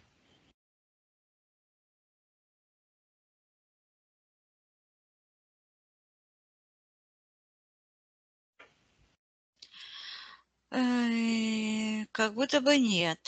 Я вижу, что она как бы это была ее реакция на эту высадку, и она пошла на воплощение. Мгм. И она стала, буквально я слышу, рабыней, изувера. Мгм. Понятно. А кто был участники договора? Кто-то из нас, Виктория, был, а, присутствовал на этом заключении договора? Я не слышу и не вижу, я просто слышу обман. И вижу это как темная миссия. Слышу лемурийцы, темная миссия. И они пробираются как бы Мгм. под покровом ночи. Мгм. Это был какой-то межгалактический союз, договор о взаимопомощи. Хорошо, Виктория, давай передадим высшим, кто этот договор составлял, всю информацию, всю суть обмана этих пришельцев передадим, покажем, что какие цели предусматривают эти пришельцы. Да, я это делаю, и появляется Оля в таком золотом шаре. И она говорит, что он ее обманул тоже, и показывает тот момент, когда она как бы взбиралась на плечи отца, а он ее как бы заманивал. Этот биоробот серый. Да, да. Я Мгм. передаю ей, что она может сейчас отменить это решение. И я вижу, как она достает, как ключ какой-то с этой заманухи. Оно вот так, знаешь, как у гремучей змеи хвост тарахтит. Мгм. Вот так Гремучий. оно. И она достает ключ, и там, где подписание контрактов на уровне колена правого. Она подписывает. Вот оно, этот же ж контракт я вижу. Мгм. Эти контракты, они переходят. Вот она перематывает эту ногу, как бы выращивает. Контракты переходят из воплощения в воплощение, потому что человеческая жизнь не заканчивается уходом. Это все человека одного, все ее бытие, да? Мгм. Точно так же, как есть бытие всей планеты, бытие всего э, Всесвіту, точно так же бытие одного человека– это вся его история, вся его генетическая память. Вот. Хорошо, Виктория, обличаем вот эту ихнюю лемурийскую или там какая-то это генетическая память, то есть не память, а ихняя генетика, которая чужеродна нашей священной вселенной, что мы ее отторгаем, эту генетику. Если хочет, Оля может полностью отсоединиться от этого. Я вижу, как в этот момент этот полумесяц становится как солнце или месяцем, то есть полностью, да, не солнцем, месяцем, как Мгм. будто бы тень это уходит, Мгм. как будто бы специально, вот оно, я так чувствую, что как будто бы специально кто-то навел эту тень на, на этот месяц, чтобы он Прикрыть действительно ихние. Мгм. прикрыть, да. Да. Хорошо, приказываем им забирать вот это все прикрытие, всю ихнюю темень, пусть забирает ихними руками, и кармы мы им даем за всю муть, которую они привнесли в нашу священную всесвет. Я вижу, как Оля, вот там в том воплощении, она встает в этом шалаше, в этой юрте, или как оно называется. Мгм. И вот этого папу, который там стоял, то есть, не его, а те его программы, как истукан вот так стоял. И она его бух так по голове ударила, и этот удар, ляпас, который ударил ее этот так называемый муж, он тоже уходит к нему, и это кольцо разрушается, и энергия священного, я слышу, кольца, колечко такое внутреннее, Мгм. оно возвращается и становится вот здесь. Стало в секторе принятия решений. Мгм. Пусть Оля Этот кто-то очищает. скачет, прыгает, хочет Ага. достать его. Я ей передаю, чтобы она закрыла все порталы, проверила работу внутреннего критика, и отменила вот этот свой внутренний раздрайв в том моменте, когда папа, вот я слышу, читать, Мгм. приказывал читать или что-то делать, она говорит, что? Ну, читать что? Мгм. Вот, то есть я ей передаю, чтобы она убрала этот раздрайв, Мгм. приказывала всем этим темным силам убираться с ее пространства, наполняла светом, пусть заберет всю ее энергию со всех тех мест, где она теряла. И вдруг я вижу ее в этом воплощении сейчас, где она вот сидит на кухне и говорит: я имею право покушать. И как кинет эту программу на пол, да, как, ну, как Мгм. тарелки в скандалах Да. бьют, да. Ага. Вот. И она говорит: я имею право покушать, и поднимается вверх. О, и я слышу, лемуриец. Она отсоединилась от этого лемурийца, и в секторе я слышу движение вверх, так все сияет. Я ей передаю, чтобы она приказывала всем этим энергетическим вампирам убирать, всем программам, все эти негативные нити от нее, убирать все эти программы. Она позволяет жить здесь и сейчас, быть гармоничной во всех сферах своей жизни, позволять себе достигать самых высоких успехов, планов, да, все, что она планирует, мечтать, совершать свои дерзкие самые планы по плану ее миссии, быть свободной, счастливой, красивой, расслабленной, да, то есть потому что все великие достижения совершаются на расслаблении. Мгм. Хорошо. Да, она говорит, что позволяет себе отдыхать. Мгм. Хорошо, очищаем пространство, Виктория. Пусть Оля полностью очистит ее генетику от чужеродной, вернет все то, что принадлежит ей, и закроет порталы. Ну, я вижу, как этот полумесяц, который вот находился в секторе магии, он превратился как в такой, и какие-то движения делает. Что это происходит, Виктория? Сейчас я посмотрю, что это за месяц. Мгм. Она говорит, что она убрала тень. Вот эта тень, которая закрыла Мгм.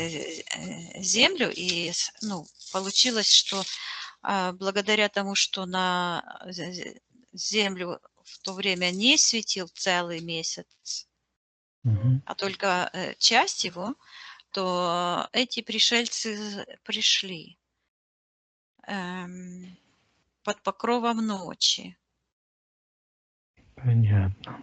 И вот точно так же под покровом ну, этих давления со стороны других тоже происходят какие-то вот негативные процессы в психике.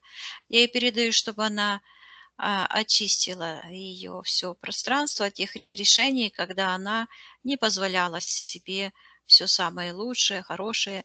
Пусть она заменит это сейчас на разрешает себе все самое лучшее. Это радость, гармония, здоровье, успех,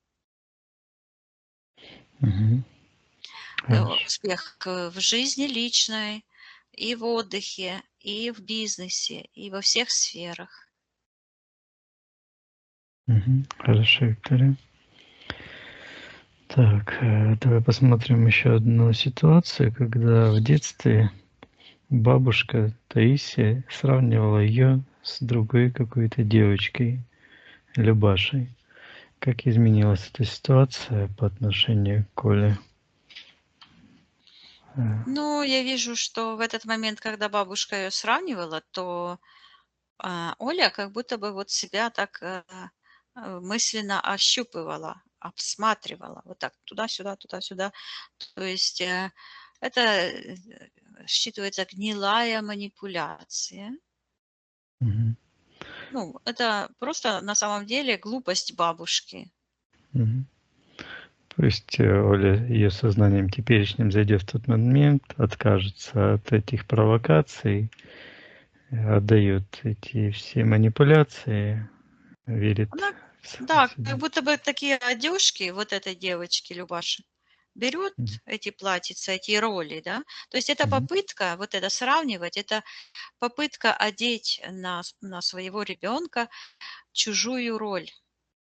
Потому мгм, что, а какая же тут роль? Вот она чихает, потому что это пыль, эти сапрофиты, бактерии, пыль, грязь. Это вообще нельзя. Нормальный человек вообще не стряхивает коврики, да? Их пылесосить нужно, к примеру. Вот. Это, наоборот, подстава, подставить ребенка. То есть она таким образом навязывала ей вот эту мысль пренебрегать собой. Мгм. Хорошо. Пусть Оля очищается от всех этих навязанных мыслей, идей, возвращает свой собственный суверенитет, вера в себя. Да, и я вот вспомнила, да, у моей мамы никогда не было никаких половиков.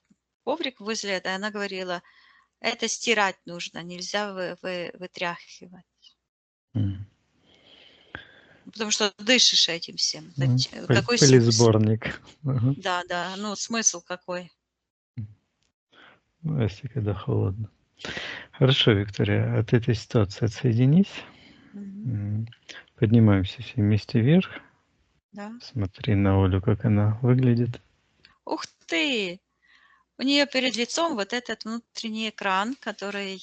И она там вот уже ведет работу. Мгм. Хорошо. Посмотри на нее в целом.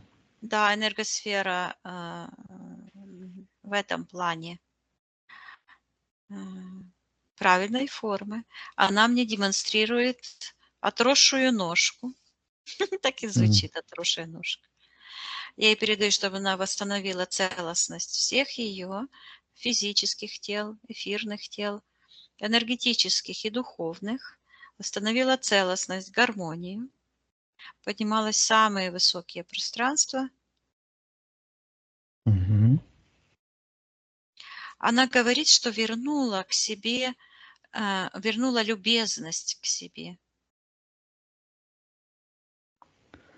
Вот, Здорово. показывает, да, вот эти ситуации, это контракты расторгнуты. Вот этот, да. Мгм. Говорит, папа ушел. Я ей передаю, чтобы она убрала все привязки ко всем людям, все чужеродные энергии, чипы, импланты. Пусть восстановит целостность, гармонию, силу воли, расслабленность, умение расслабляться, быть собой. Мгм. Хорошо. Если хочет Оля, пусть она опыт передаст по родовому древу или кому она хочет.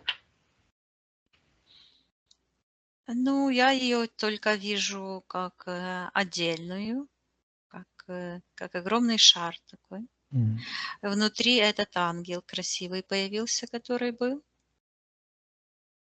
И вот так показала, и говорит, я самостоятельная. И показывает у нее на талии такой вот широкий пояс, как из ткани, а платье такое длинное до самого пола. Мгм. Это пояс, Виктория, что это за энергия? Считывается родовая память. Мгм. О, видишь, этот был, как бы она что-то там запихнула была, да? А сейчас все, ничего нету. И она говорит, я свободна. Мгм. Вот так освобождается род. Спроси у Оли, все ли мы сделали для нее на этом сеансе. Да, она нас благодарит. Вот так вот.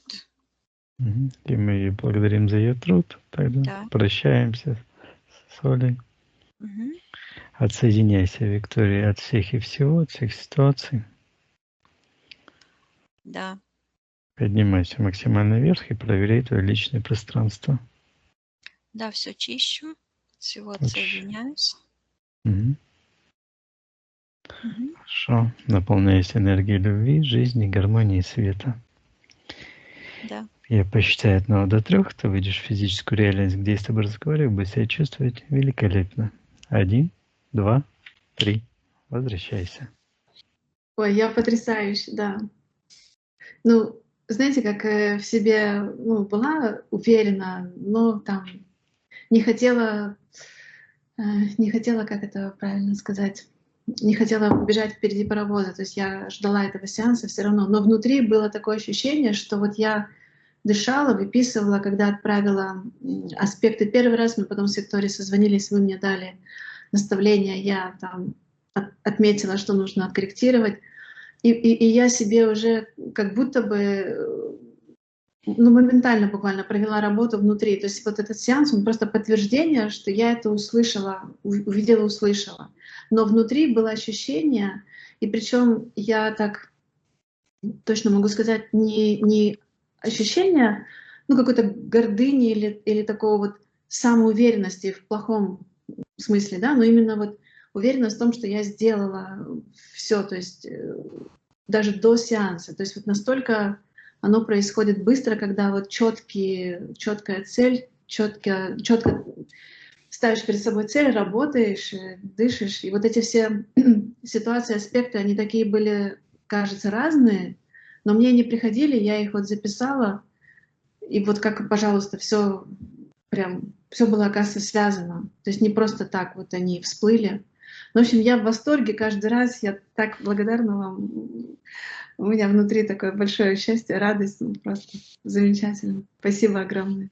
А мы благодарим тебя за твою работу, потому что так именно оно и работает. И каждый человек, который идет к психологу или к коучу, или к регрессологу, ну, он идет не для того, чтобы кто-то что-то ему сделать, а для того, чтобы подтвердить свою внутреннюю работу. То есть поставить точку. Понимаешь? Мы просто проводники, да, мы проводники. Мы знаем, как это сделать, как оно работает, и помогаем. Потому что разорвать контракты можно только единственным путем. Так, как оно работает, через призму сегодняшних событий. Потому что они выходят как червячки наружу, да? Где-то там норка, ну, откуда мы знаем, куда эта норка там приведет, да? А вот когда мы словим этого червячка, то мы можем прийти вот туда, где он там живет. Вот так и блоки. Где-то там они внутри живут и проявляются в нашем воплощении в каких-то событиях. То есть вот так проявляются старые, устаревшие контракты, которые подошли уже к завершению. То есть воля твоя уже была готова совсем разобраться, все контракты разорвать, и ты уже это чувствовала. И этот сеанс, это как юридический такой момент, который зафиксировал, что да, вот мы свидетели, мы присутствовали, мы на всех уровнях. То есть это же было очень интересно, я видела тебя, всю многомерность тебя, вот, оно как гармошечка вот так, и смотришь сюда, сюда, сюда, вот, то есть вот так вот память. Да, ну, прекрасно, то есть очень обожаю работать с тобой, с Леной и с многими-многими нашими другими дорогими, которые работают над собой правильно. Да? Ну, мы слушаем вас, правда, мы вас слушаем, и вот, ну, у меня, может быть, вначале, конечно, ну, как первый класс пошли, как будто бы, да, сейчас я уже не в первом классе, сейчас я уже в 5 классе, и я лучше понимаю вас, и каждый раз убеждаюсь, что да, вот надо так, вот такая методика, то есть надо так делать, надо так менять свои, ну, то, что написала, аспекты, там, поменять взгляд, там, вот как сегодня, да, смотреть всегда в себя внутрь. Ну, каждый раз вот что-то новенькое черпаю, да, но результаты потрясающие. И каждый раз хочется дальше работать над собой, выкапывать, все вот какие-то программы, если еще там что-то осталось. Но каждый раз их все меньше, как бы они такие... Да, это очень интересная работа. Ничего более увлекательного в жизни не может быть, чем работа над собой. Ну, правильная работа над собой. Да. Потому что она вдохновляет результатами. Я то же самое могу сказать о себе, что сейчас, на данный момент, Я просто поражаюсь, ну как я этого могла не понимать, не видеть там 6 лет назад, да, 3 года назад. Сейчас это как открытая книга. И сейчас проходят как бы испытания, аналогичные ситуации, а я их вижу, понимаю и делаю совершенно по-другому, и приносит колоссальный результат. То есть Мгм. общение с собой, это вышло на такой уровень. Это точно так же, как я вот сегодня увидела, как этот мир, да, был, когда человек, его божественное высшее я, его воплощенное тело, они коммуницировали, то есть связь была обратная, это было единое целое. Вот потеря своего божественного момента, я так думаю, что Библия именно об этом и пишет. Не о каком-то верховном Боге, каком-то другом. Да, да, нас кто-то там сотворил. Но потеря, в первую очередь, себя привела к потере с первоисточником. Это логично. Ну, Мгм. если перерезать где-то нить, то естественно, что разрывается связь между одним концом и началом, клубочком, да? Да, ну, потрясающе, очень интересно, благодарю. То есть мы тоже учимся и открываем новые глубины духовные. Да.